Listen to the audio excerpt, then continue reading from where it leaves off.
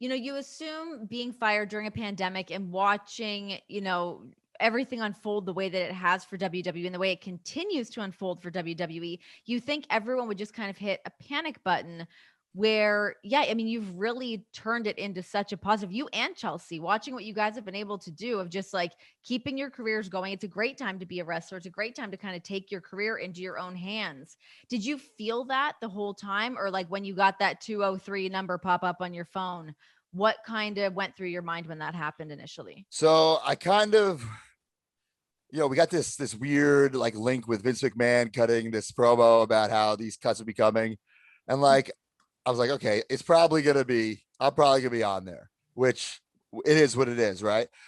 So that was like April, and my contract was going to be up in August, and I had not resigned because I didn't know what I wanted to do. And I was offered a new deal, like everyone else was like a year before, and I still hadn't signed it because, of course, part of me wants to, maybe things will turn around. I always had hope and always was positive about it. At the end of the day, I was like, how much can I possibly do here? Let me try something else. But I didn't know. And the anxiety was eating me alive, and I didn't really know it until I got released, and like that anxiety was gone instantly. And it was like, oh my God, thank God. And at that point I was afraid, like, Gallows got fired, Anderson, Heath, Hawkins. I was like, oh my God, like, are they not going to fire me and just let me rot till August and have my contract? I'm like, oh no, at this point, please fire me. Like, I want to get fired. It's like, I already set up my Pro Wrestling T store. I was ready to make it live. And then as soon as I got released, like, hit it live. Let's go. Like, let's go.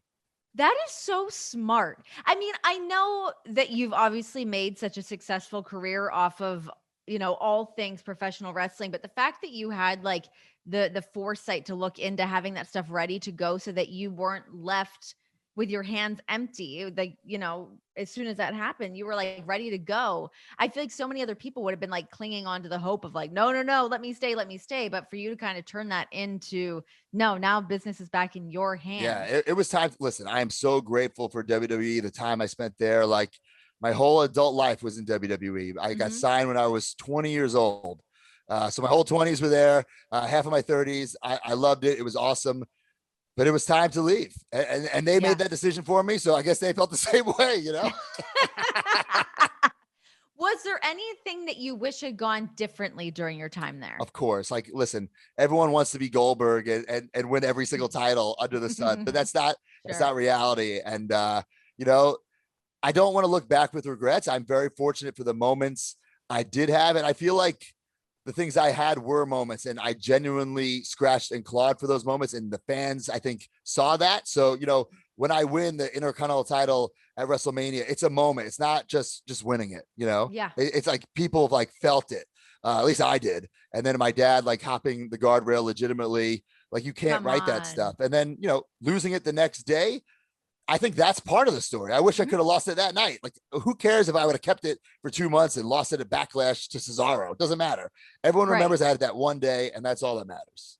Yeah, absolutely. And I mean, that's the thing with wrestling. It's always about the moments and how people felt in those moments. And yeah, I think everyone who was watching WrestleMania at that time would remember that moment of you and your Right. dad in the ring. Sure. Did your dad tan you for that? He might have sprayed my back. What did your dad think of the death match? Oh, so him and my mom did not watch it, but they saw the pictures. They were not happy, especially my Mhm. mom, not happy. Especially not happy when I kept posting more and more photos about it. And that's the Sure. thing, like, I'm gonna rub this in everybody's face. So like, Yeah. if you're asking like how many times could he post pictures of this match? Oh, I have a lot more pictures to post, maybe. Like, I Just I all I want to rub it in everyone's face, like, and not like, I don't want to. I always say this. I don't want to prove people wrong. I want to prove myself and my supporters right. But at this point, like, this GCW audience, the GCW universe, they hate me. So I'm gonna do whatever I can to make them hate me even more. I don't want to do be you, liked. I don't want to convert them. Hate me. yeah. Well, but is there part of you that I don't want to say like chip on your shoulder, but does want to prove to people what your body of work can look like now outside of WWE and now that you are in creative control of everything that you do? Honestly, no, I do not care about proving anybody wrong. I don't like, I just want to prove, like, I care about the people who supported me, whether it's from, the old YouTube show, Mhm. or, through the Major Wrestler podcast, or even like with the Edgehead days and the woo woo stuff. Like, I want to prove those diehards right. like you made the right choice when you decided I'm going to root for this guy. I don't Yeah. care about, the people on the internet or the haters. Like, good. Don't like me. Don't become a fan. If you do become a fan, great. And I'd love to have you, but that's not my goal, is to convert you over. And keep buying that bloody merch. That's right. Buy it all piece by piece. I put out like 10 new t-shirts this week. I don't care. Just pump them out, baby. Crumbs make crumb cake. Make that money.